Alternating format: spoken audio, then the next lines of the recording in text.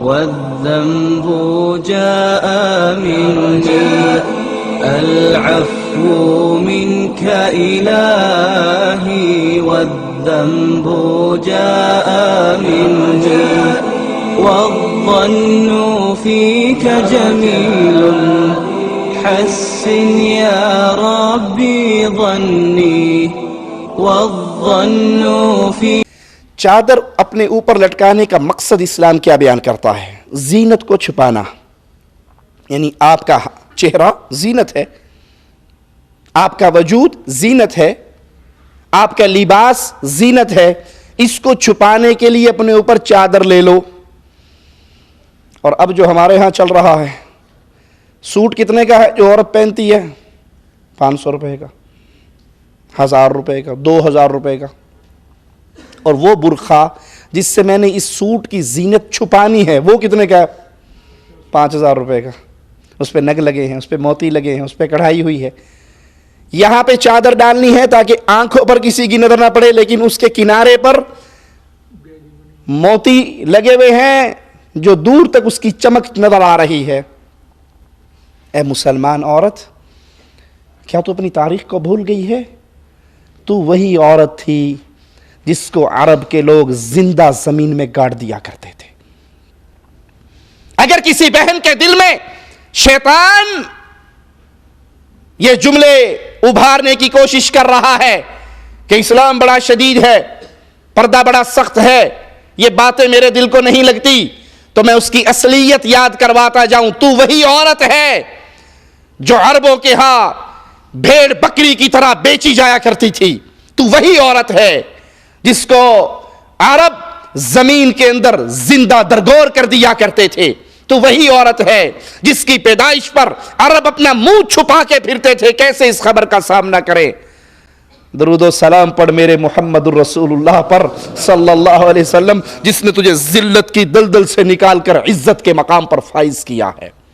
تجھے ماں کا مقام محمد الرسول اللہ نے دیا ہے، تجھے بیٹی کا مقام، تجھے بہن کا مقام. یہ عزت کے درجے دینے والے وہ ہیں جن کی حدیثوں سے تیرے ماتھے پہ بل پڑتا ہے. جمیل حسن یا ربی ظنی حسن ظنی العفو منك إلهي والذنب جاء مني العفو منك إلهي والذنب جاء مني والظن فيك جميل حسن يا ربي ظني والظن فيك جميل حسن يا ربي ظني حسن ظني يا ربي أنت رجائي أنت يا مجيب دعائي يا ربي أنت رجائي أنت يا مجيب دعائي اغفر يا ربي ذنوبي واستر يا ربي عيوبي اغفر يا ربي ذنوبي واستر يا ربي عيوبي أنت مولاي ارحمني واعف عني أنت يا معين أعني ارحمني واعف عني. إن الحمد لله نحمده ونستعينه ونستغفره ونعوذ بالله من شرور أنفسنا ومن سيئات أعمالنا. من يهده الله فلا مضل له ومن يضلل فلا هادي له. أشهد أن لا إله إلا الله وحده لا شريك له وأشهد أن محمدا عبده ورسوله. أما بعد، أعوذ بالله من الشيطان الرجيم. بسم اللہ الرحمن الرحیم ولا تقربوا الزنا انه كان فاحشة وساء سبیلا.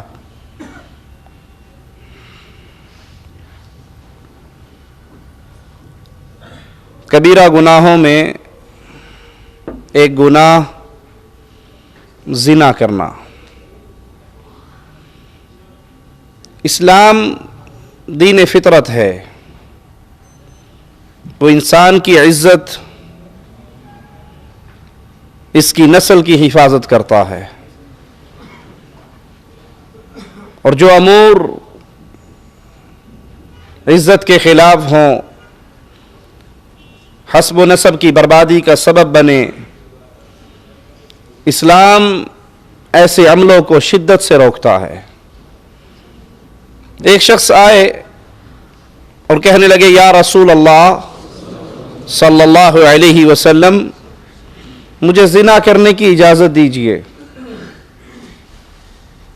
پیارے حبیب، پیارے نبی محمد کریم صلی اللہ علیہ وسلم جہاں ہر میدان میں نور کا مینارہ، وہاں آپ سے پیارا معلم بھی اور کوئی نہیں ہے، آپ سے پیاری تربیت کرنے والا بھی اور کوئی نہیں. آپ علیہ الصلاۃ والسلام نے اس نوجوان کو قریب کیا، اپنے پاس بٹھایا اور اسے پوچھتے ہیں کیا تو اپنی بہن کے لیے اس عمل کو پسند کرتا ہے؟ وہ کہنے لگا آپ پہ قربان ہو جاؤں، میں اپنی بہن کے لیے پسند نہیں کرتا. کہا لوگ بھی اپنی بہنوں کے لیے پسند نہیں کرتے. آپ علیہ السلام نے پوچھا کیا تو اپنی ماں کے لیے، اپنی بیٹی کے لیے، اپنی خالہ کے لیے، اپنی پھوپھی کے لیے اس عمل کو پسند کرتا ہے؟ کہنے لگا قربان ہو جاؤں پیارے نبی صلی اللہ علیہ وسلم آپ پر، میں اس کو پسند نہیں کرتا. کہا لوگ بھی، آپ نے فرمایا لوگ بھی اپنی ماؤں، اپنی بہنوں، اپنی بیٹیوں، اپنی پھوپھیوں اور اپنی خالاؤں کے لیے اس عمل کو پسند نہیں کرتے. تو جس سے بھی یہ بدکاری کرے گا آخر وہ کسی نہ کسی کی بہن، کسی نہ کسی کی بیٹی، کسی نہ کسی کی پھوپھی. اپنے پیارے ہاتھ کو اس کے سینے پہ رکھا اور اپنے اللہ سے دعا کی اے اللہ اس نوجوان کے گناہ کو معاف کر دے اور اس کے سینے کو پاک کر دے. وہ فرماتے ہیں کہ جب میں اس مجلس میں داخل ہوا تھا میرے نزدیک سب سے زیادہ لذت والی چیز، مرغوب چیز زنا تھی، اور جب میں پیارے حبیب کی مجلس سے اٹھا مجھے جتنا اس سے نفرت کا اظہار ہو رہا تھا میرے دل میں، میری طبیعت میں، مجھے اس سے زیادہ کوئی چیز نفرت کے لیے نہیں لگتی تھی. رسول کریم صلی اللہ علیہ وسلم کی یہ شریعت اہل ایمان کے لیے زنا کو حرام قرار دیتی ہے. قرآن حکیم کی اس آیت پہ بھی آپ غور کریں، اللہ مالک نے اس میں یہ نہیں کہا کہ تم زنا نہ کرو، بلکہ آیت کے الفاظ کیا ہے وَلَا تَقْرَبُوا الزِّنَا، زنا کے قریب بھی نہ جاؤ. ایک تو ہے کہ زنا نہ کرو، لیکن شریعت کیا کہتی ہے اس کے قریب بھی نہ جاؤ. یعنی وہ اعمال، وہ راستے، وہ چیزیں جو اس کے اسباب میں آتی ہیں، جو زنا کا سبب بنتی ہے، اللہ ان اسباب سے بھی اہل ایمان کو منع کرتا ہے اور بیان فرماتا ہے کہ یہ تو بہت بڑی برائی ہے، بہت بڑی بے حیائی ہے، بہت بڑا گناہ ہے. الزانیۃ والزانی فاجلدوا کل واحد منہما 100 جلدہ.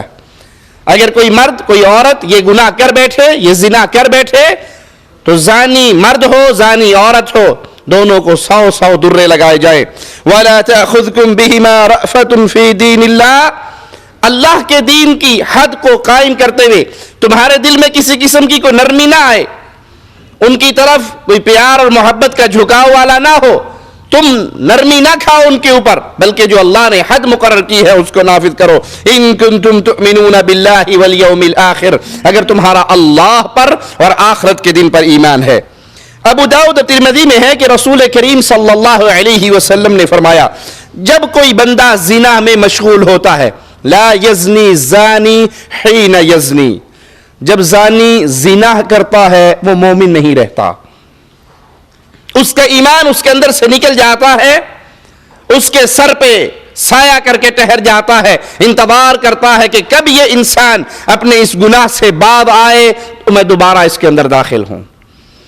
یہاں پہ ایک نقطے پہ غور کیجئے، حدیث میں اور الفاظ بھی آتے ہیں، جب چور چوری کرتا ہے، زانی زنا کرتا ہے، شرابی شراب پیتا ہے تو مومن نہیں رہتا، اس کا ایمان اس سے نکل کے معلق ہو جاتا ہے ہوا میں، اس کے سر پہ انتظار کرتا ہے اگر ایسے لمحے میں موت آ جائے، ایمان نکلا ہوا ہے اور اس گناہ کی حالت میں موت آ جائے، اس سے بری کوئی موت ہوگی؟ اللہ یہ یقین مجھے اور آپ کو عطا فرمائے کہ موت کا ایک وقت مقرر ہے جو کبھی بھی آ سکتا ہے۔ اگر یہ یقین پختہ ہو جائے میرے اور آپ کے سینے میں، یقین کی حد کو ہم پہنچ جائیں تو انسان جب بھی گناہ کا ارادہ کرے، شیطان یا اس کا برا نفس اس کو گناہ کی طرف چلانے کی کوشش کرے اور وہ یہ سوچ لے کہ اگر اسی لمحے موت آ گئی، اگر فلم دیکھتے دیکھتے موت آ گئی، گانے سنتے سنتے موت آ گئی، بدکاری کرتے، شراب پیتے، بے حیائی کرتے، گناہ کرتے موت آ گئی، تو یہ تو نعوذ باللہ بہت بری موت ہے۔ صحیح مسلم میں ہے، سیدنا ابو ہریرہ رضی اللہ عنہ وارضاہ سے روایت ہے کہ پیارے حبیب محمد کریم صلی اللہ علیہ وسلم نے فرمایا، 3 قسم کے لوگ ایسے بدنصیب ہیں کہ اللہ قیامت کے دن نہ ان سے کلام کرے گا، نہ انہیں گناہوں سے پاک کرے گا، نہ ان پہ نظر رحمت فرمائے گا۔ وہ 3 قسم کے لوگ کون سے ہیں؟ بوڑھا زانی، نوجوان آدمی، نوجوان لڑکا زنا کرے تو اس کے پیچھے کچھ اسباب ہیں، اس کی نوجوانی ہے، اس کی قوت ہے، اس کی طاقت ہے، اسی لیے رسول اللہ صلی اللہ علیہ وسلم نے فرمایا، نوجوانوں جس میں استطاعت ہے وہ نکاح کرے، اور جو نکاح نہیں رکھتا، استطاعت نہیں رکھتا نکاح کرنے کی، پھر وہ روزے رکھے، کیونکہ روزے انسان کی شہوت کو توڑ دیتے ہیں۔ لیکن انسان بوڑھا ہو گیا، قوت طاقت بھی ختم ہو گئی اور وہ پھر باز نہیں آتا زنا کرنے سے، بوڑھا زانی وہ مجرم ہے کہ قیامت کے دن اللہ نہ اس کی طرف نظر رحمت فرمائے گا، نہ اس کے گناہوں کو معاف کرے گا، نہ اس سے کلام کرے گا۔ جھوٹا بادشاہ، اب انسان جھوٹ بولتا ہے یا تو ڈر کی وجہ سے یا لالچ کی وجہ سے، اور جب بادشاہ جھوٹ بولنے لگے، بادشاہ کو کس کا ڈر ہے؟ انسانوں میں سے اسے کسی کا ڈر نہیں۔ بادشاہ کو کیا لالچ ہے؟ وہ تو خود خزانوں کا مالک ہے۔ بادشاہ ہو کر بھی اگر جھوٹ بولتا ہے، بوڑھا ہو کر زنا کرتا ہے، اس کا مطلب ہے کہ یہ گندا انسان ہے، اس کے پیچھے کوئی اسباب نہیں ہے، یہ اس کی گندی عادت ہے۔ اسی طرح مغرور فقیر، مال والا تو غرور کرتا ہے کہ اس کی جیب بھری ہوئی ہے، فقیر کیوں غرور کرے؟ وہ کس بات پہ اترائے، وہ کس بات پہ اپنے ماتھے پہ بل ڈالے؟ غرور اور تکبر فقیر جب کرے جو خود مانگ کے کھا رہا ہے، جس کی گردن اتنی جھکی ہوئی ہے کہ وہ بیچارہ کھانے پینے کے لیے بھی لوگوں کے در کا سوالی بنتا ہے، اگر وہ اس حال میں اس فقیری کے اندر غرور کرتا ہے، تکبر کرتا ہے، تو یہ وہ بدنصیب ہے جس کی طرف قیامت کے دن اللہ مالک نہ ان کے گناہوں کو پاک کرے گا، نہ ان سے کلام کرے گا، اور نہ ان کے لیے دردناک عذاب ہوگا، نہ ان کے گناہ معاف ہوں گے، نہ ان سے کلام ہوگا، نہ ان کی طرف نظر رحمت سے دیکھا جائے گا، بلکہ ان کے لیے دردناک عذاب ہوگا۔ صحیح بخاری میں ہے، رسول اللہ صلی اللہ علیہ وسلم نے فرمایا، میں نے خواب میں زناکاروں کو دیکھا، اور نبی کا خواب وحی ہوا کرتا ہے، نبی کا خواب، نبی کریم صلی اللہ علیہ وسلم کے بعد کوئی بندہ خواب کی بنیاد پہ کوئی مسئلے نہیں بنا سکتا۔ میں نے خواب دیکھا تھا، مجھے فلاں حضرت نے یہ کہا، فلاں بابا جی نے یہ کہا، اب شریعت کا یہ مسئلہ بن گیا، نہیں۔ لیکن نبی کریم صلی اللہ علیہ وسلم کا خواب، انبیاء کا خواب اللہ کی طرف سے وحی ہوا کرتا ہے۔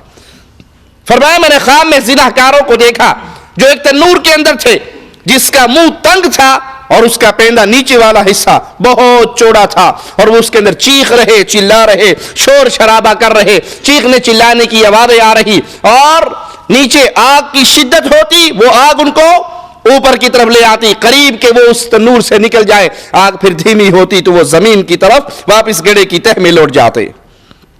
ابو داؤد میں ہے، پیارے حبیب علیہ الصلوۃ والسلام نے اپنے ایک صحابی کو ایک شخص کے پاس بھیجا کہ جاؤ اس کو قتل کر دو اور اس کے مال کو چھین لاؤ، کیوں؟ اس نے اپنے باپ کی بیوی سے نکاح کیا ہے۔ باپ کی بیوی اس کے لیے ماں کا درجہ رکھتی ہے، ستیلی ماں ہے وہ ماں کا درجہ رکھتی ہے، اس سے نکاح حرام ہے۔ جس سے باپ نے نکاح کر لیا اس سے بیٹا نکاح نہیں کر سکتا، اگر کرے گا تو زنا ہوگا۔ ایک شخص نے یہ جرم کیا تو پیارے حبیب علیہ الصلوۃ والسلام نے اس کو قتل کرنے کے لیے روانہ کیا کہ جاؤ اسے قتل بھی کر دو اور اس کے مال کو بھی چھین لو۔ صحیح مسلم میں ہے، رسول اللہ صلی اللہ علیہ وسلم نے فرمایا مجاہدین کی عورتوں کی عزت پیچھے رہ جانے والوں کے لیے ایسے ہے جیسے ان کی ماں کی عزت ہوتی ہے۔ کچھ مسلمان اللہ کے دین کے لیے جہاد کے لیے نکل گئے، مارکوں کے لیے نکل گئے، توحید کو پھیلانے کے لیے نکل گئے، وہ اللہ کے راہ کے راہی بن گئے، مجاہد بن گئے۔ اب ان کی فیملی، ان کے بچے، ان کی بیوی پیچھے ہیں۔ پیچھے رہ جانے والے لوگ، ان کے لیے اس عورت کی عزت ایسے ہے جیسے ان کی اپنی سگی ماں کی عزت ہے۔ اور اگر کوئی جہاد فی سبیل اللہ پر جانے والے مجاہد کی بیوی کے ساتھ خیانت کرتا ہے، اس جرم کا ارتکاب کرتا ہے، تو اس کا کیا بنے گا؟ قیامت کے دن محمد کریم صلی اللہ علیہ وسلم فرماتے ہیں اللہ اس مجاہد کو اور اس خائن کو آمنے سامنے کھڑا کر دے گا اور مجاہد کو اجازت دے گا کہ اس کی نیکیوں کے ڈھیر میں سے جتنی چاہتا ہے اٹھا لے۔ تو اللہ کے دین کے لیے نکل گیا، اللہ کے نام پہ نکل گیا، اللہ کے راستے میں قتال کے لیے نکل گیا، تیری بیوی کے ساتھ اس نے خیانت کی، اب اس کی سزا یہ ہے کہ یہ اس کی نیکیوں کا ڈھیر ہے، تو جتنا چاہتا ہے اس سے لے لے۔ پھر رسول اللہ صلی اللہ علیہ وسلم نے اپنے اصحاب کی طرف دیکھ کر پوچھا کہ کیا خیال ہے وہ اس کے نیکیوں کے ڈھیر میں کوئی ایک نیکی بھی چھوڑے گا؟ وہاں تو ایک ایک نیکی کی قیمت ہوگی، ایک ایک نیکی کی قدر ہوگی، کیا وہ اس کے دامن میں کوئی نیکی رہنے دے گا؟ اگر آپ کسی ایسے مسلمان مجاہد کے گھر والوں کا خیال رکھتے ہیں، یہ بہت بڑا عمل ہے، بہت بڑی نیکی ہے، لیکن کبیرہ گناہ ہے اگر آپ نے اس کے ساتھ خیانت کی، اور اس کی سزا بڑی خطرناک ہے کہ قیامت کے دن آپ کی نیکیوں کے انبار کے سامنے اس انسان کو کھڑا کر کے اجازت دے دی جائے گی جتنی چاہتا ہے اس ڈھیر میں سے وہ نیکیاں اٹھا لے۔ اسلام نے مختلف احکامات کے ذریعے زنا تک پہنچنے کے اسباب کو بھی حرام قرار دے دیا، وہ اسباب جن کے ذریعے انسان شیطان کے وسوسوں میں شامل ہو کر اس کے جال کا شکار ہو کر زنا کے عمل تک پہنچتا ہے، اسلام نے حد بندی کرتے ہوئے ان تمام اسباب کو بھی حرام قرار دے دیا۔ اللہ تعالیٰ نے غیر محرم عورت کی طرف جان بوجھ کر دیکھنے کو حرام قرار دیا۔ دیکھیں آپ کی نظر پڑ گئی، پہلی نظر پڑی، فوراً نظروں کو جھکا لیجئے، چہرے کو موڑ لیجئے، لیکن اگر آپ بار بار دیکھتے ہیں، جان بوجھ کے دیکھتے ہیں، یا پہلی نظر کو ہی اتنا لمبا کرتے ہیں کہ پہلی تو معاف ہے نا، دوسری پاؤں گے تو گناہ ہوئے گا، تو یہ آپ کے اوپر لکھا جا رہا ہے، یہ گناہ آپ کے کھاتے میں چڑھ رہا ہے۔ قرآن حکیم کی آیات پہ غور کیجئے، قُلْ لِلْمُؤْمِنِينَ يَغُضُّوا مِنْ أَبْصَارِهِمْ وَيَحْفَظُوا فُرُوجَهُمْ، مسلمان مردوں سے کہو وہ اپنی نگاہوں کو نیچی کریں اور اپنی شرمگاہوں کی حفاظت کریں۔ زنا کا یہ عمل نگاہوں سے شروع ہوتا ہے، زنا کا یہ عمل نگاہوں سے شروع ہوتا ہے۔ نگاہ دل تک پہنچتی ہے، دل دماغ کو حکم دیتا ہے، دماغ اپنے جسم کے اعضاء کو حکم دیتا ہے، اور یہ برائی، یہ بے حیائی کا انسان ارتکاب کر بیٹھتا ہے۔ مالک فرماتا ہے وَقُلْ لِلْمُؤْمِنَاتِ يَغْضُضْنَ مِنْ أَبْصَارِهِنَّ وَيَحْفَظْنَ فُرُوجَهُنَّ وَلَا يُبْدِينَ زِينَتَهُنَّ إِلَّا مَا ظَهَرَ مِنْهَا، آپ مسلمان عورتوں سے کہہ دو کہ وہ بھی اپنی نگاہوں کو نیچا رکھے اور اپنی شرمگاہوں کی حفاظت کرے۔ نگاہ کے ساتھ فوراً اللہ شرمگاہ کا ذکر کر رہا ہے، کیونکہ نگاہ پڑے گی، مسکراہٹوں کا تبادلہ ہوگا، معاملات ایک دوسرے کے دل تک پہنچیں گے، اور وہاں سے پھر انسان جسمانی بے حیائی اور بدکاری پر اتر آئے گا۔ تو پہلی چیز نگاہ ہے، نظر ہے، اسلام اسی سے منع کرتا ہے، اور اپنی زینت کو ظاہر نہ کرو سوائے اس کے جو خود بخود ظاہر ہو جائے۔ صحیح بخاری میں ہے، رسول اللہ صلی اللہ علیہ وسلم نے فرمایا آنکھ کا زنا حرام چیزوں کو دیکھنا ہے۔ انسان کا ہر عضو زنا کرتا ہے، شرمگاہ اس کی تصدیق کرتی ہے، تو اعضاء کے زنا کے اندر آنکھ کا زنا ایسی چیز کو دیکھنا جس کو دیکھنے سے اللہ نے منع کیا.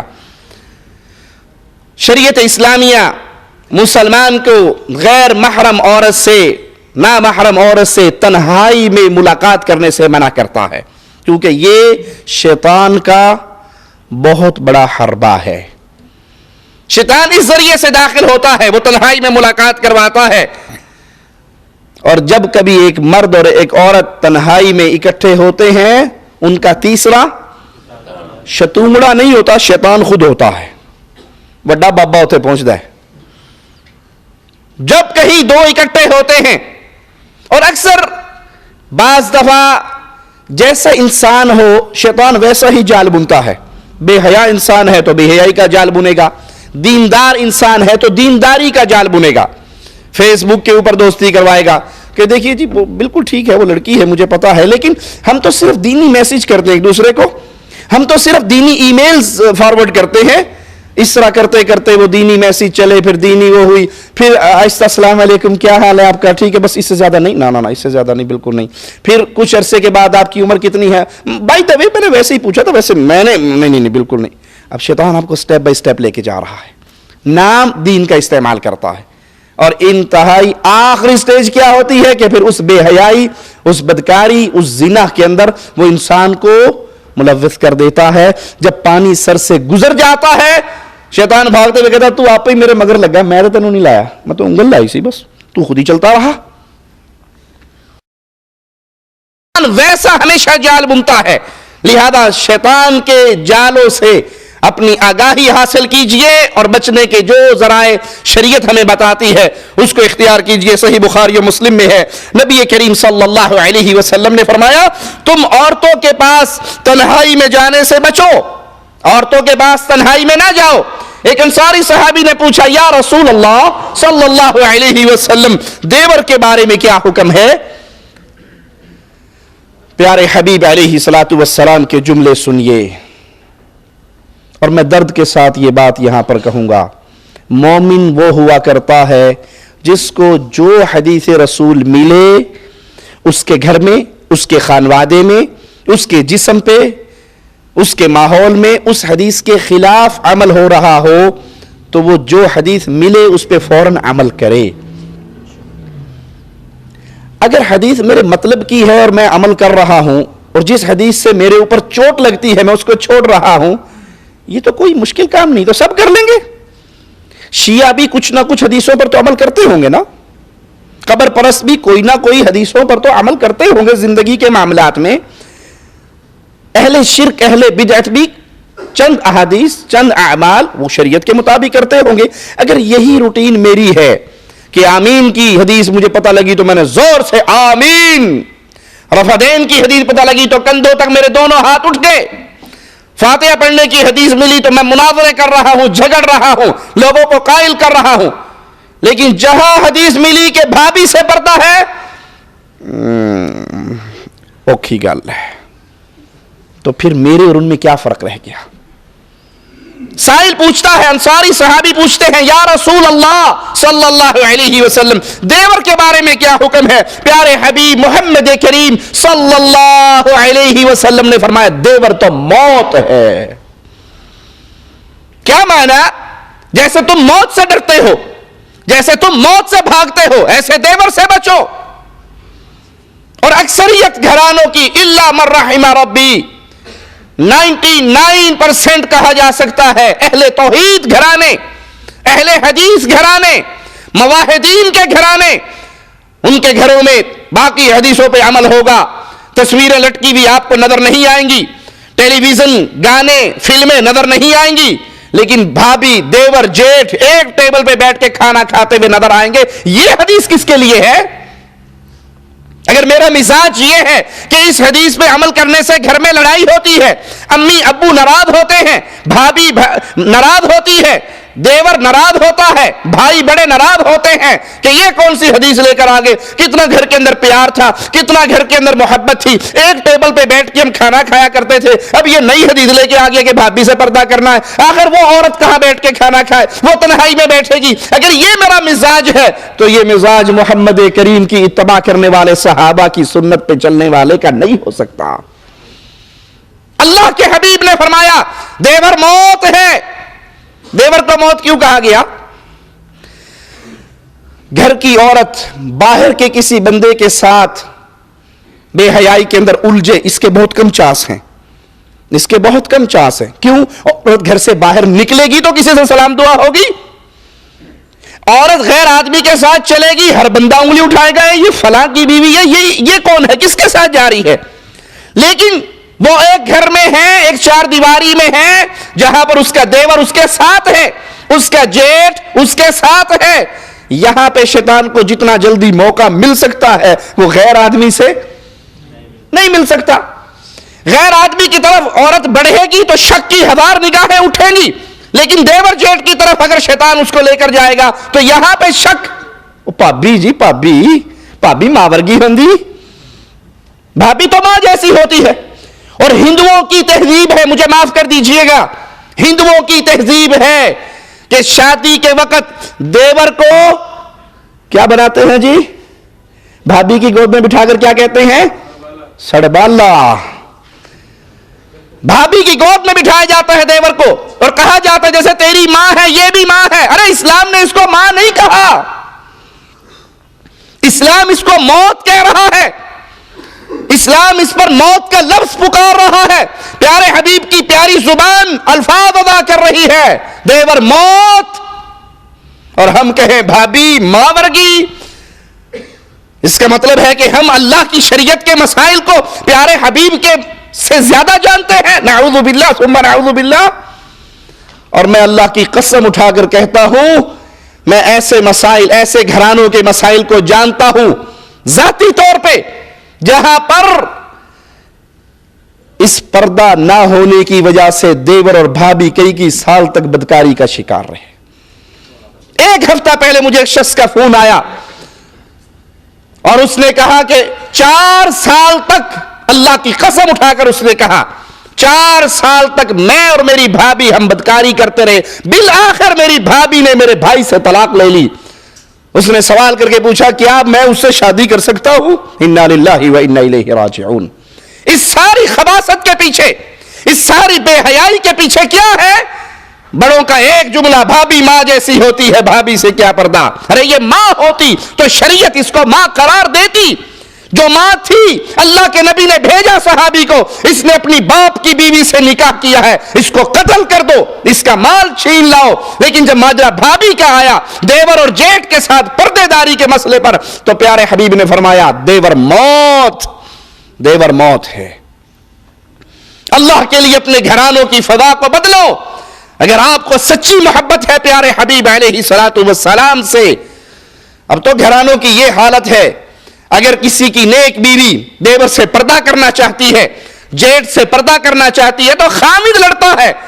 میرے بھائی نے ڈیوٹی پہ جانا ہوتا ہے، تو 8:30 بجے ناشتہ لے کے اس کے کمرے میں اسے کیوں نہیں دے کر آتی؟ اور جانتا ہے وہ تنہا اپنے کمرے میں رہتا ہے. اور ایک غیر عورت، غیر مرد جب کمرے میں تنہا ہوتے ہیں، ان کا تیسرا وہاں پہ شیطان ہوتا ہے. اپنے گھروں کو محمدی بنائیے. صرف آمین رفع دین کے اندر محمدی نہ بنیے، نماز میں، حج میں محمدی نہ بنیے، نکاح اور طلاق میں صرف محمدی نہ بنیے، بلکہ زندگی کے ایک ایک مسئلے میں جس کا آپ کو نہیں پتا، اللہ معاف کرے، لیکن جو ہی پتہ لگ جائے اسی وقت انقلاب برپا کیجئے. بھائی کی ناراضگی، بھابی کی ناراضگی، ماں کی ناراضگی، باپ کی ناراضگی، خانوادے کی ناراضگی، ارے کائنات کے ہر انسان کی ناراضگی برداشت ہو سکتی ہے، رب کی ناراضگی برداشت نہیں ہو سکتی. محمد کریم صلی اللہ علیہ وسلم کی شریعت کو ٹھوکر نہیں ماری جا سکتی. پیارے نبی اس امت کے لیے درد کا سمندر تھا ان کے سینے میں. وہ تو آپ سے رحمت کا معاملہ پیش کرنے والے. حدیث میں آتا ہے سیدہ عائشہ رضی اللہ تعالی عنہا ایک دن پیارے نبی علیہ الصلوۃ والسلام کے پیارے کھلے ہوئے چہرے کو دیکھتی ہیں، خوشگوار موڈ میں ہے، تو ایک درخواست دیتی ہے، یا رسول اللہ صلی اللہ علیہ وسلم میرے لیے اللہ سے دعا کیجیے. اللہ کے پیارے حبیب دعا کرتے ہیں، اللہ عائشہ پر رحم فرما، عائشہ کو معاف فرما، اس کے کبیرہ صغیرہ گناہوں کو معاف فرما، اس کے ظاہری پوشیدہ گناہوں کو معاف فرما. کتنی پیاری دعا ہے. میرے نبی نے دعا کی، اللہ نے قبول کر لی، سارے گناہ ہی معاف ہو گئے، صغیرہ بھی، کبیرہ بھی، ظاہری بھی، پوشیدہ بھی۔ نبی دعا کر رہے ہیں ساروں کو اللہ معاف فرما۔ سیدہ عائشہ فرماتی ہے میں پیارے نبی صلی اللہ علیہ وسلم کی اس دعا سے اتنی خوش ہوئی، اتنی ہنسی کہ ہنستے ہنستے میں نے اپنے سر کو نبی کی گود میں رکھ دیا۔ مجھے آپ پر پیار آیا کہ آپ نے میرے لیے اتنی قیمتی دعا کی۔ آپ کہنے لگی عائشہ رضی اللہ تعالی عنہا کیا تو میری اس دعا سے خوش ہوئی ہے؟ کیا تو میری اس دعا سے خوش ہوئی ہے؟ کہا ہاں اللہ کے نبی مجھے بڑی خوشی ہوئی، آپ نے میرے لیے بڑی عظیم دعا کی۔ کہا عائشہ اللہ کی قسم یہ دعا ہر نماز میں اپنی امت کے لیے کرتا ہوں۔ آپ سے تو نبی کو اتنا پیار تھا، اتنی محبت تھی، ہر نماز میں اپنی زوجہ محترمہ کے لیے ڈیمانڈ پر دعا کی، اور آپ کے لیے ہر نماز میں بغیر ڈیمانڈ کے دعا کرتے رہے۔ اس نبی کی حدیث آئے اور ہم یہ کہیں کہ ابو پردے کی اجازت نہیں دیتے، امی ناراض ہوتی ہے، بھابھی ناراض ہوتی ہے، بڑے بھائی کے موڈ پہ 12 بجتے ہیں، ارے کائنات پوری ناراض ہو جائے، محمد ناراض صلی اللہ علیہ وسلم۔ لہذا گھر کے اندر، گاڑی کے اندر بھابھی کے ساتھ، سالی کے ساتھ، نوکرانی کے ساتھ تنہائی کے اندر اکٹھے نہیں ہوا جا سکتا۔ اسی طرح زنا کی طرف لے جانے والے اعمال میں عورت کا خوشبو لگا کر گھر سے باہر نکلنا، اسلام اس کو حرام قرار دیتا ہے۔ ترمذی میں ہے پیارے حبیب علیہ الصلوۃ والسلام نے فرمایا جو عورت خوشبو لگا کر کسی قوم کے پاس سے گزرتی ہے اس کی خوشبو غیر آدمیوں تک، نامحرم ناکوں تک پہنچتی ہے۔ پیارے نبی کی پیاری زبان سے جملہ نکل رہا ہے، سنیے گا، فَهِيَ زَانِيَةٌ زَانِيَةٌ زَانِيَةٌ، یہ زانیہ ہے، زانیہ ہے، زانیہ ہے۔ اس نے زنا کیا ہے؟ اس نے تو زنا نہیں کیا، لیکن اس نے زنا کی طرف لے جانے والے اسباب اختیار کیے، اور اللہ کے پیارے حبیب علیہ الصلوۃ والسلام فرما رہے یہ زانیہ ہے، یہ زانیہ ہے۔ بخاری و مسلم میں ہے، عبداللہ ابن عباس رضی اللہ عنہما فرماتے ہیں کہ رسول اللہ صلی اللہ علیہ وسلم نے فرمایا کوئی عورت بغیر محرم کے سفر نہ کرے۔ ایک صحابی کہنے لگے یا رسول اللہ صلی اللہ علیہ وسلم میری بیوی حج کے لیے جا رہی ہے اور میرا نام فلاں جنگ میں فلاں غزوے کے اندر لکھا ہوا ہے۔ پیارے رسول صلی اللہ علیہ وسلم نے فرمایا کہ تم جہاد پہ جانے کے عمل کو ترک کر دو، غزوے کو چھوڑ دو، جہاد کو چھوڑ دو، جنگ کو چھوڑ دو، اور اپنی بیوی کے ساتھ جا کر اسے حج کروا کے لاؤ۔ آپ صلی اللہ علیہ وسلم نے جہاد پہ جانے والے صحابی کے جہاد کے عمل کو ترک کروا کے اس کو روانہ کیا اپنی بیوی کے ساتھ حج کرنے کے لیے کہ تنہا اس کو نہ بھیجو۔ غیر محرم عورتوں سے ہاتھ ملانا، مصافحہ کرنا بری عادات، جاہلانہ تقلید کا حصہ ہے، کیونکہ غیر عورت کا ہاتھ چھونا ہاتھ کا زنا ہے۔ جیسے کسی غیر محرم عورت کی طرف دیکھنا آنکھ کا زنا ہے، اسی طرح اس کا ہاتھ پکڑنا، اس کا ہاتھ کو چھونا، اس سے ہاتھ ملانا، یہ ہاتھ کا زنا ہے۔ صحیح مسلم میں ہے رسول اللہ صلی اللہ علیہ وسلم نے فرمایا اور ہاتھ کا زنا حرام چیزوں کو پکڑنا ہے۔ حدیث سن لی اور جی کیا کریں، ہمارے تو خاندان کا رواج ہے، خالہ کی بیٹیاں، ماموں کے بیٹے، پھوپھی کی بیٹیاں، کزن جب بھی اکٹھے ہوتے ہیں تو وہ سلام کرتے ہیں، ساتھ ہاتھ ملاتے ہیں، ہمارا تو رواج ہے۔ آپ کا رواج اگر حدیث رسول کے خلاف ہے تو ایمان آواز لگا رہا ہے، اپنے رواجوں کو توڑ کر محمد کی غلامی میں آنے کا نام ہی ایمان ہے۔ اگر آپ اپنے رواج کو برقرار رکھتے ہیں، اپنی قوم، اپنے خاندان کے رواج کو برقرار رکھتے ہیں اور ٹھوکر مارتے ہیں فرمان مصطفیٰ صلی اللہ علیہ وسلم کو، تو پھر اپنا ایمان توڑو۔ یہ تو پیارے نبی کا فرمان ہے، ہاتھ کا زنا حرام چیزوں کو پکڑنا ہے۔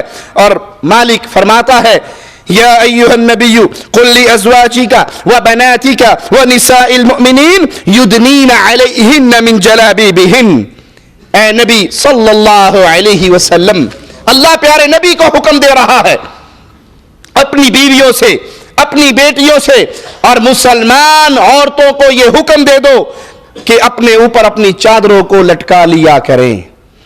نبی کی بیویوں کو حکم، نبی کی صاحبزادیوں کو حکم، اللہ کی قسم کائنات ساری کی ساری عورتیں اکٹھی ہو جائیں، وہ محمد کریم کی پیاری صاحبزادیوں جیسی بن سکتی ہے؟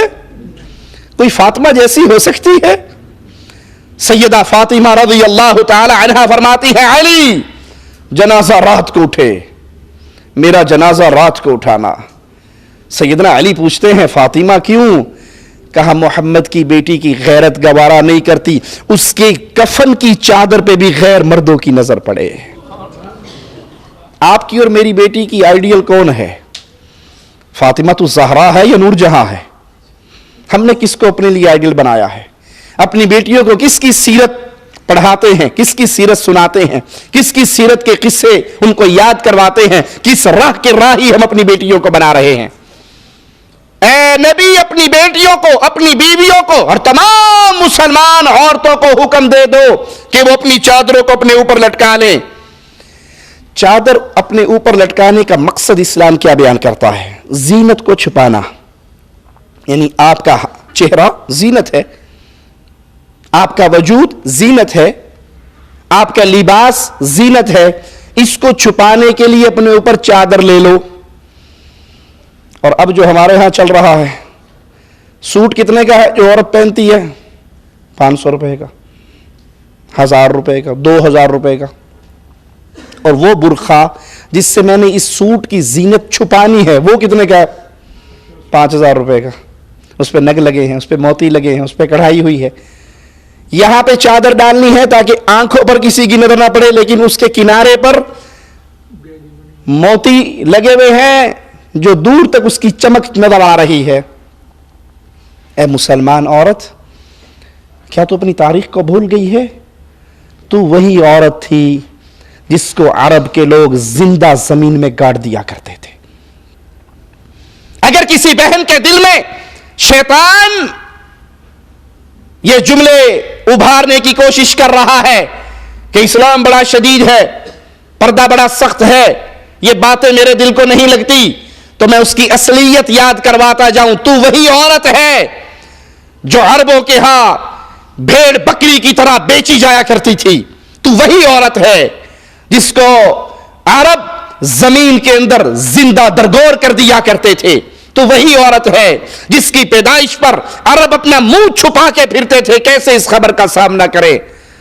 درود و سلام پڑھ میرے محمد الرسول اللہ پر صلی اللہ علیہ وسلم، جس نے تجھے ذلت کی دلدل سے نکال کر عزت کے مقام پر فائز کیا ہے۔ تجھے ماں کا مقام محمد الرسول اللہ نے دیا ہے، تجھے بیٹی کا مقام، تجھے بہن کا مقام۔ یہ عزت کے درجے دینے والے وہ ہیں جن کی حدیثوں سے تیرے ماتھے پہ بل پڑتا ہے، وگرنہ میرے نبی کے فرامین نہ ہوتے تو اسی طرح دفن ہوتی رہتی۔ یہ پیارے نبی تھے جس نے تجھے عزت کی راہ پر چلایا ہے، آج اسی رسول کی باتوں کو ٹھوکر مارتی ہے۔ پیارے نبی علیہ الصلوۃ والسلام کی شریعت حکم دیتی ہے اپنی زینتوں کو چھپانے کا، لیکن آج اپنا لباس چھپانے کے لیے جو چادریں مارکیٹ میں ہیں، جو برقعے مارکیٹ میں ہیں، وہ خود زنا، بدکاری، بے حیائی کا بہت بڑا سبب ہے۔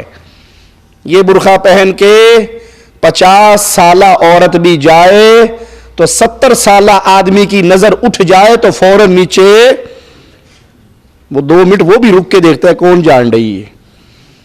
تحدیث نعمت کے طور پہ میں آپ کو اپنا واقعہ سناتا ہوں۔ میری شادی ہوئی، میری بیوی کی عمر اس وقت 16 سال تھی، میری عمر 23-24 سال ہوگی۔ ہم ٹرین میں سفر کر رہے، خانیوال کے ریلوے اسٹیشن پر ہم پہنچے تو میں جوس لینے کے لیے نیچے اترا، میری بیوی سیٹ پر بیٹھی ہوئی تھی، وہ ٹوپی والا برقعہ، سادہ برقعہ وہ اس نے اپنے سر پہ لیا۔ جب میں ٹرین میں داخل ہوا جوس لے کے، ایک سفید داڑھی والے بابے نے میری بیوی کی بازو پکڑی ہوئی یہاں سے اور کہہ رہا ماں اٹھے میری سیٹ ہے، ماں اٹھ یہ میری سیٹ ہے۔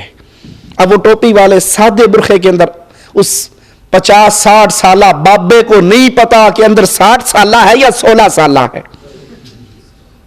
یہ تو تیری پوتیوں جتنی ہے جسے تو ماں کہہ کے پکار رہا ہے، اس کو ماں کس نے کہلوایا؟ اس کی چادر نے، اس کی برقعے نے۔ لیکن اگر آپ ایسی چادر لو جس سے آنکھیں نظر آ رہی ہیں جس سے آپ کا آدھا ناک نظر آ رہا ہے, پورا ماتھا چھلک رہا ہے, اور اس کے اوپر موتی لگے ہوئے ہیں, نگ لگے ہوئے ہیں, شیشے لگے ہوئے ہیں, اس کے اوپر کڑھائی ہوئی ہے, اس پہ بیل بوٹے بنے ہوئے ہیں, تو یہ 70 سالہ اماں کو بھی پہناؤ گے تو دیکھنے والا 25 سالہ ہی سمجھے گا. اور ویسے جو لباس, وہ لباس بھی بے حیائی کے لباس ہیں, باریک تنگ لباس جس سے جسم کا انگ انگ نظر آتا ہے, باریک لباس, نیٹ کے لباس, ایسی لون کہ وہ کپڑے پہن کر ننگی ہوتی ہے, کپڑے پہنے ہوئے لیکن اس کا پورا جسم اندر سے نظر آ رہا ہے. یہ ایسے ڈیزائن کفار کو دیکھ کر, فلموں والیوں کو دیکھ کر, اداکاراؤں کو دیکھ کر مسلمان عورتیں بھی ان کے نقش قدم پہ دوڑ پڑی, اور ایسا لباس, ایسا ڈریس, ایسا ڈیزائن جس سے جسم چھپتا ہی نہیں ہے. اور عجیب بات ہے, مارکیٹ میں کپڑے لینے چلے جاؤ, لباس جتنا زیادہ جسم کو چھپانے والا ہوگا اتنا سستا ہوگا. لباس, عورت کا جسم جتنا پورا لباس, پوری بازویں ہو, ٹخنے تک ہو, ڈھیلا ڈھالا ہو, وہ آپ کو 15-20 ریال کا مل جائے گا. اور جس سے 35-45% جسم ننگا رہے اس کو ہاتھ لگاؤ تو وہ 150 ریال کا ہوگا.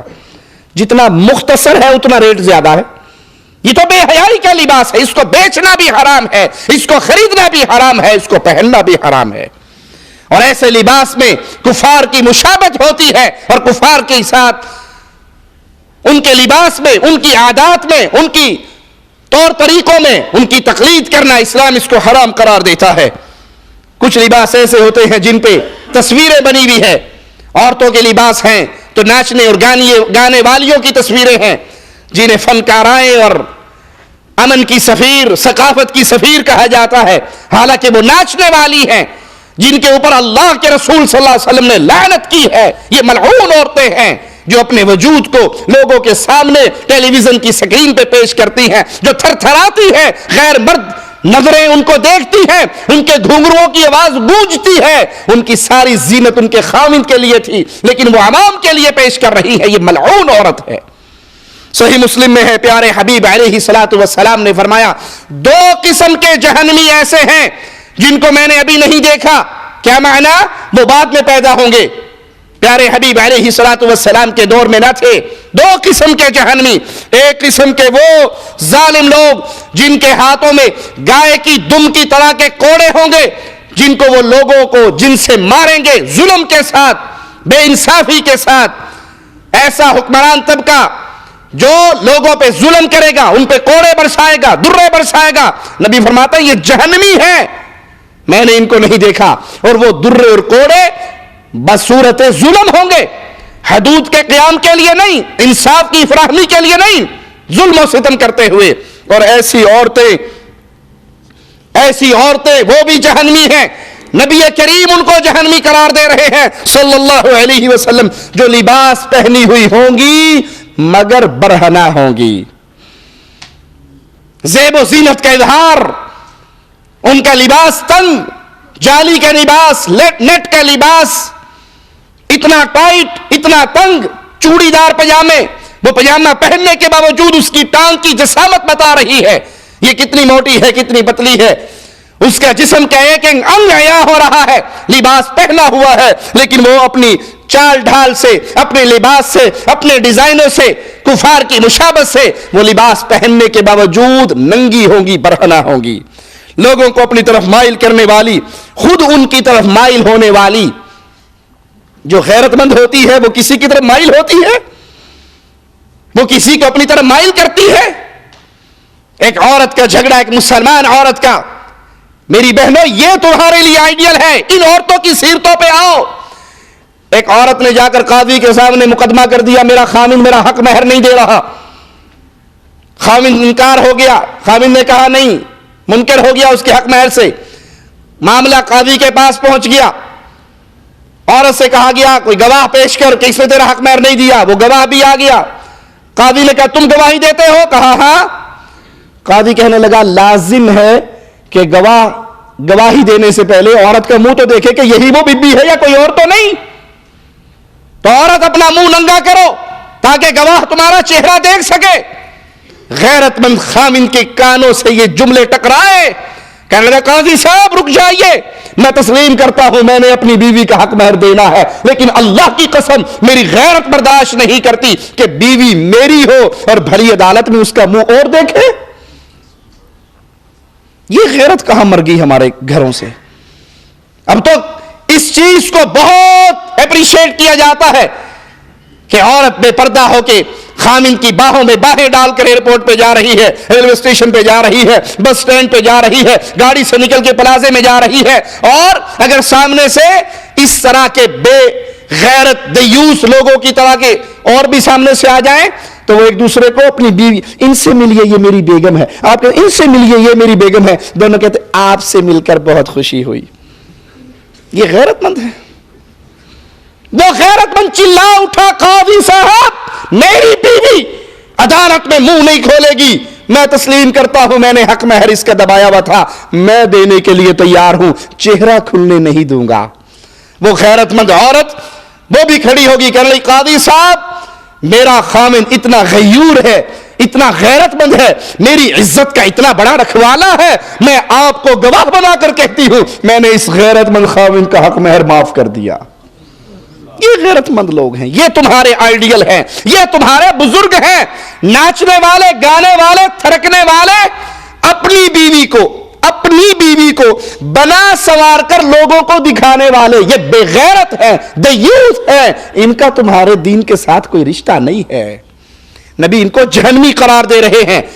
میں نے ایسی جہنمیوں کا گروہ نہیں دیکھا, یعنی وہ بعد میں پیدا ہوں گے, بعد میں یہ طور طریقے اختیار کریں گے, لباس پہنیں گی وہ عورتیں لیکن برہنہ ہوں گی, لوگوں کی طرح مائل ہونے والی, ان کو اپنی طرح مائل کرنے والی, ان کے سر اونٹ کی جھکی ہوئی کوہانوں کی طرح ہوں گے, بالوں کے مختلف سٹائل کی وجہ سے.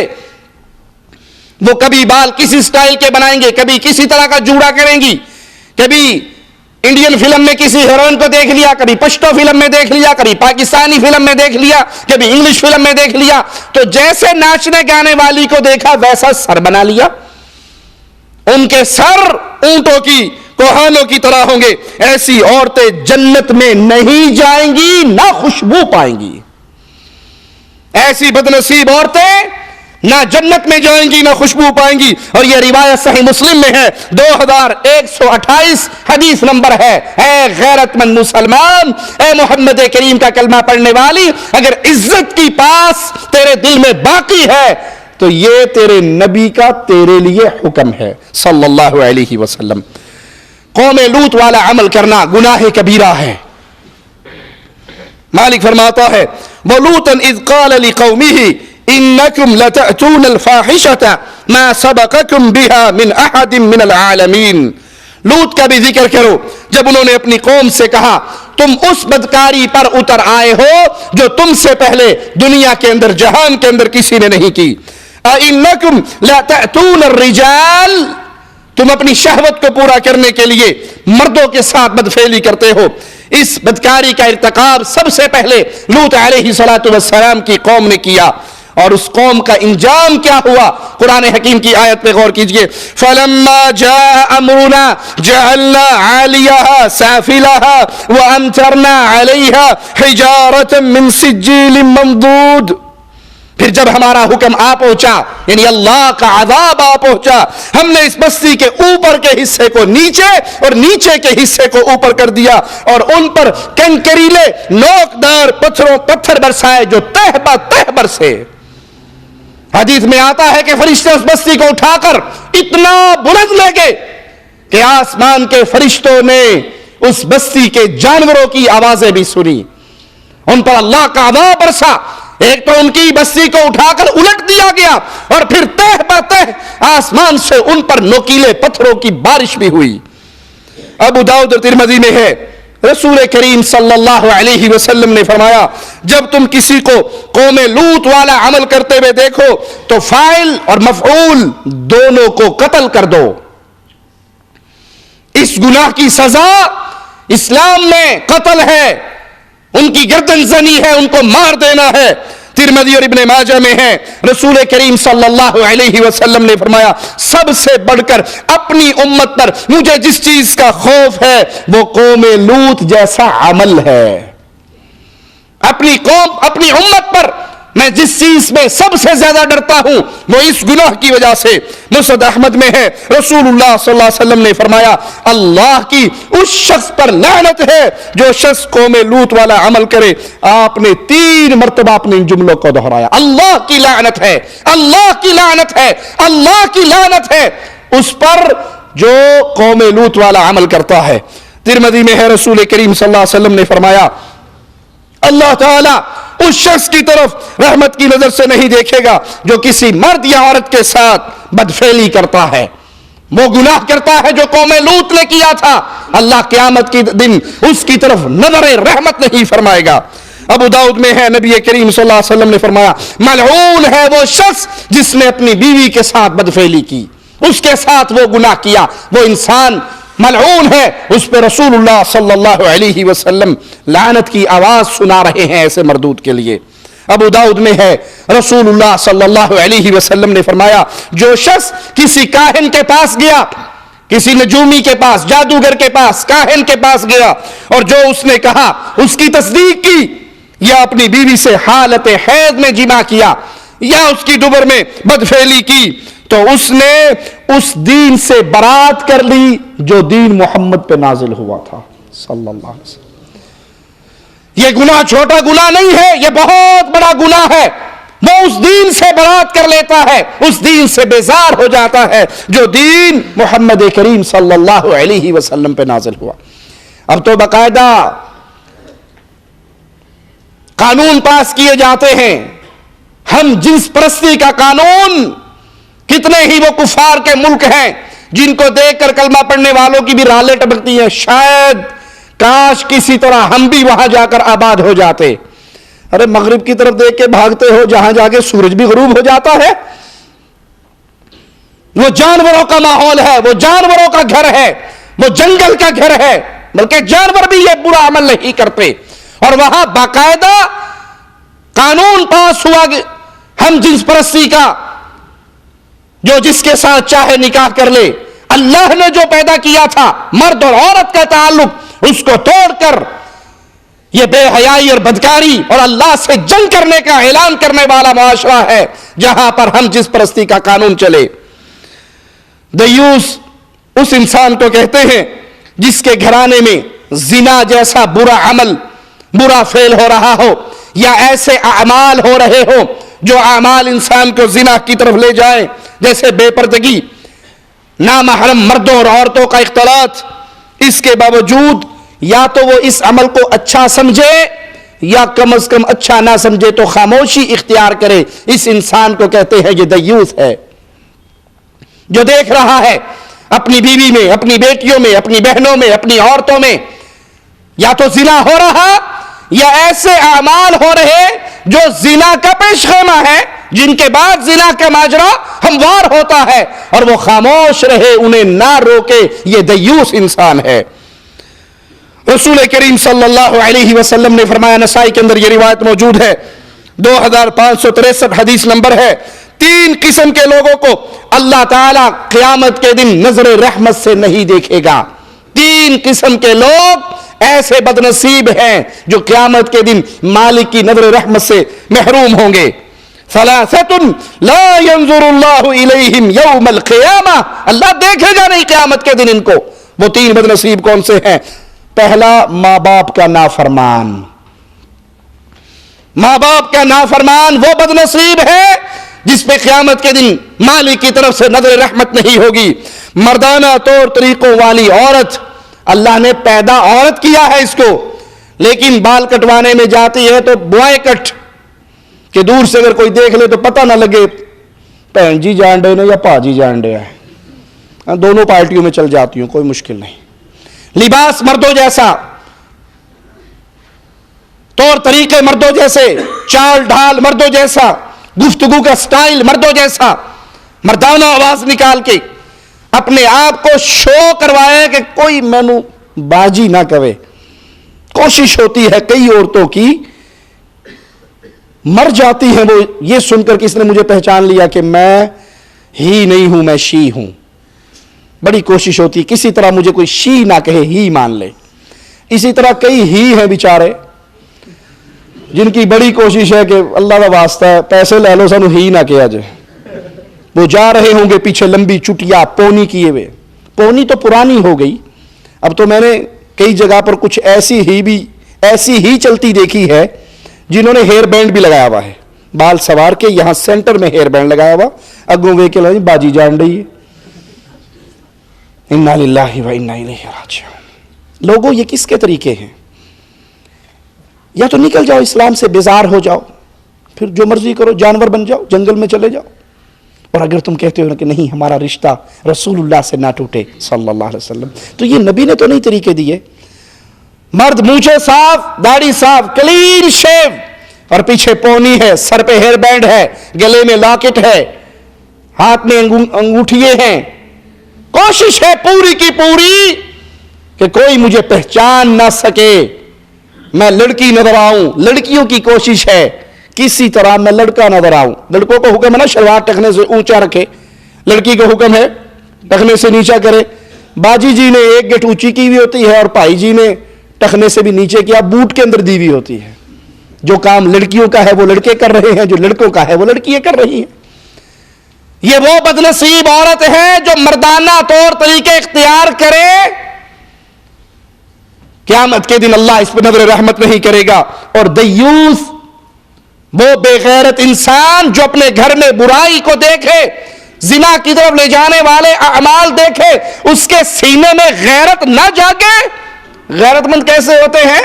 ایک صحابی اپنے گھر میں آئے، دیکھا بیوی دروازے پہ کھڑی ہے، گھوڑے پہ بیٹھے بیٹھے نیزہ اٹھایا اس کے سینے میں اتارنے کے لیے. اس نے کہا اللہ کے بندے صبر کر، پہلے اندر جا کے دیکھ تو صحیح میں بغیر برقعے کے باہر کیوں آئی ہوں. نعوذ باللہ ثم نعوذ باللہ. وہ بغیر لباس کے تو باہر نہیں آئی تھی، گھریلو لباس شلوار قمیص تو اس نے پہنا ہوا تھا، بغیر چادر کے چہرہ کھول کے وہ باہر آئی. کہ اللہ کے بندے نہ مار مجھے، پہلے اندر جا کے دیکھ ہوا کیا ہے. وہ صحابی اندر آئے، دیکھا تو اس کی چارپائی پہ سانپ بیٹھا ہوا تھا، کہ اس کے ڈر سے باہر بھاگی تھی.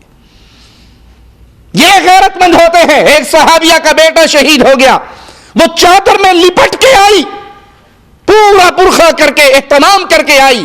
اللہ کے نبی صلی اللہ علیہ وسلم سے اپنے بیٹے کا ماجرا پوچھتی ہے. صحابہ نے کہا اس کو دیکھو، اس کا بیٹا مارا گیا ہے، اور یہ کس طرح، یعنی اتنے بڑے غم کے باوجود اس کو یہ شعور باقی رہا کہ میرا پردہ نہ کھلے، یہ پردے میں لپٹ کے آئی ہے. وہ مومنہ جواب میں کہتی ہے میرے رسول کے صحابہ، میرا بیٹا مارا گیا ہے، میری غیرت نہیں مری. کیا یہ غیرت ہمارے گھر میں ہے؟ کیا اس کی کوئی ہلکی سی روشنی ہمارے گھروں پہ پڑتی ہے؟ دیوس وہ انسان ہے جس پہ اللہ رحمت کی نظر نہیں دیکھے گا. اور 3 قسم کے لوگ جنت میں داخل نہ ہوں گے. ماں باپ کا نافرمان، ہمیشہ شراب پینے والا، مدد کرنے کے بعد احسان جتلانے والا. دیوس وہ بے غیرت انسان جو اپنے گھر میں بے حیائی برائی کو ہوتا دیکھے اور دند وٹ جائے کہ نیا دور ہے، نئے دور کے نئے تقاضے ہیں، ہم نے معاشرے کے ساتھ زمانے کے ساتھ قدم سے قدم ملا کر چلنا ہوتا ہے. اس کو مزید آسان کر کے بیان کر دوں.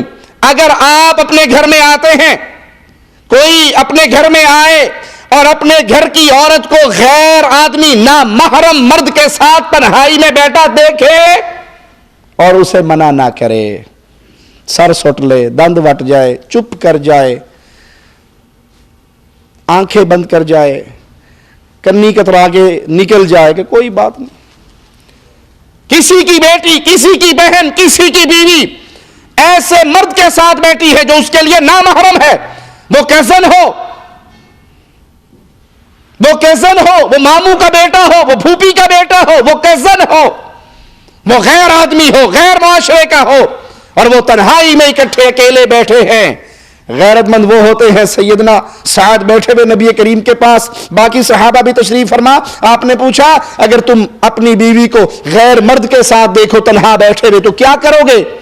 فرمایا واللہ لأقتلنہما، اللہ کی قسم دونوں کی گردنوں کو کاٹ ڈالوں گا. صحابہ نے حیران ہو کر دیکھا حضرت سعد کی طرف. آپ نے فرمایا سعد کی غیرت پہ تعجب نہ کرو، انا اغیر من سعد، محمد کی غیرت تو سعد سے بھی زیادہ ہے، اور اللہ کی غیرت محمد کی غیرت سے بھی زیادہ ہے صلی اللہ علیہ وسلم.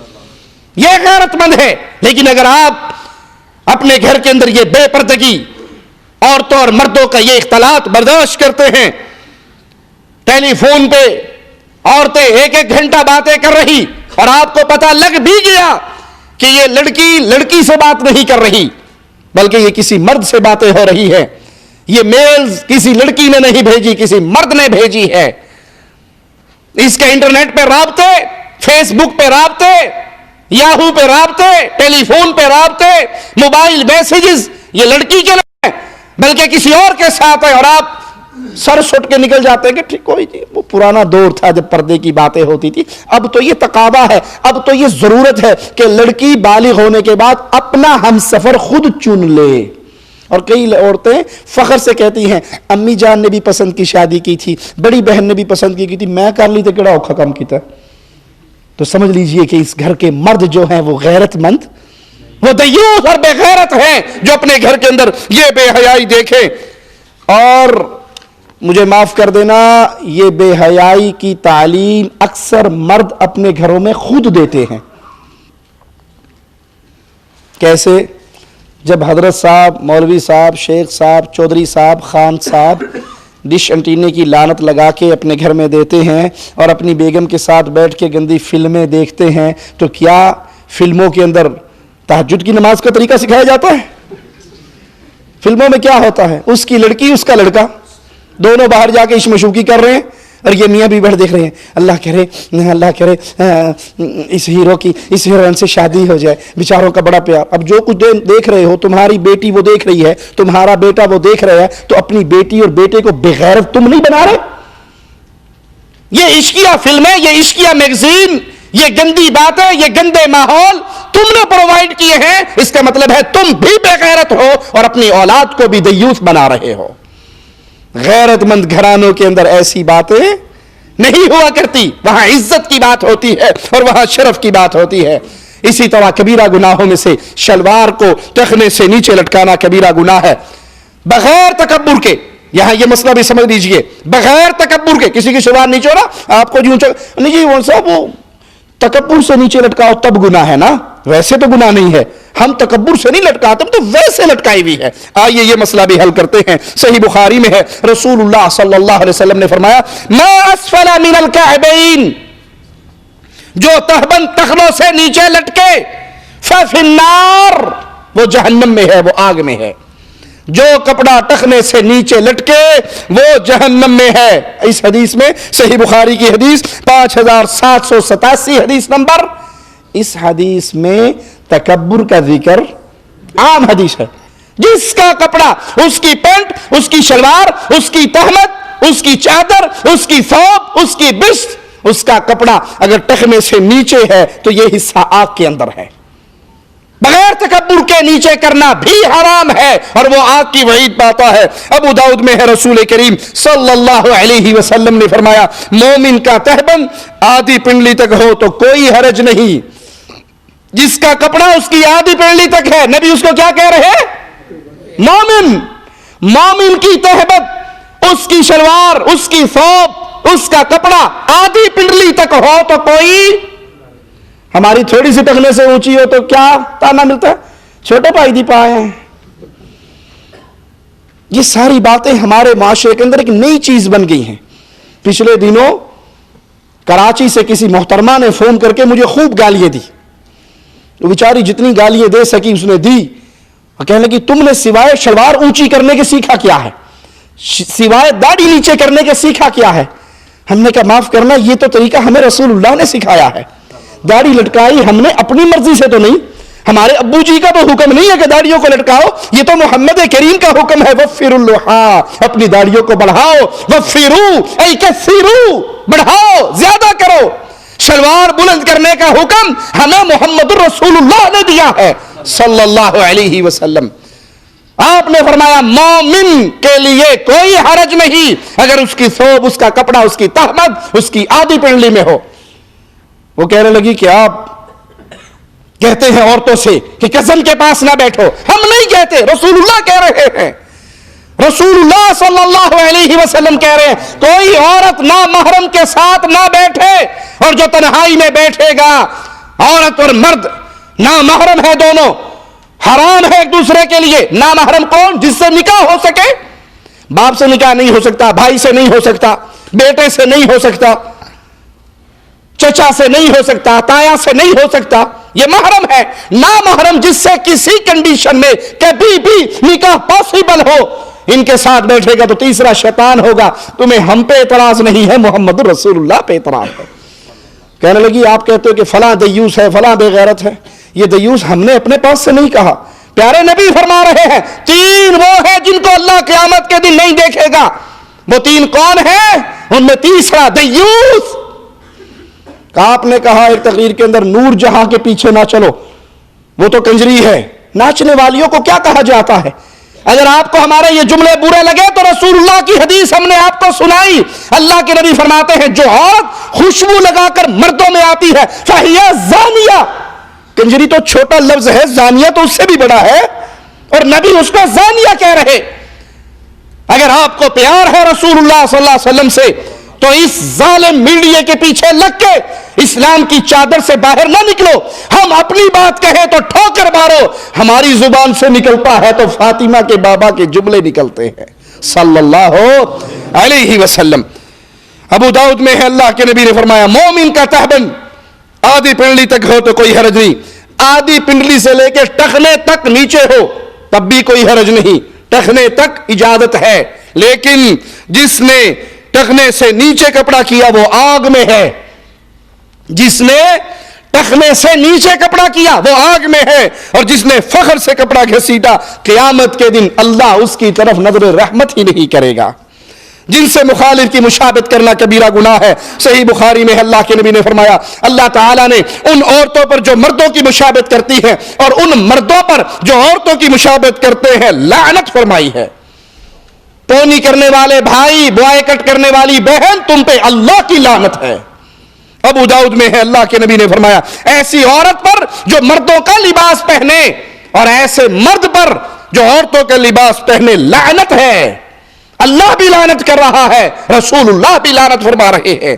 یہ مشابہت چاہے حرکات و سکنات میں ہو، چال میں ہو، لباس میں ہو، مثلا عورت کے لیے جائز ہے ریشم پہنے، اگر مرد ریشم پہنے گا تو اس پہ لعنت ہے۔ عورت کے لیے جائز ہے وہ سونا پہنے، اگر مرد بھی سونا پہننے لگ جائے تو اس پہ لعنت ہے۔ عورت کو لمبے بال کرنے کے لیے زینت ہے اس کی، اگر مرد اس طرح کے بال بنانے لگ جائے، پونیے کرنے لگ جائے، ہیئر بینڈ لگانے لگ جائے، کانوں میں بالیے پہننے لگ جائے، ناک میں کوکا پہننے لگ جائے تو یہ لعنتی مرد ہے، اس پہ لعنت ہم نہیں کر رہے، عرش والا بھی کر رہا ہے اور مدینے والا بھی کر رہا ہے۔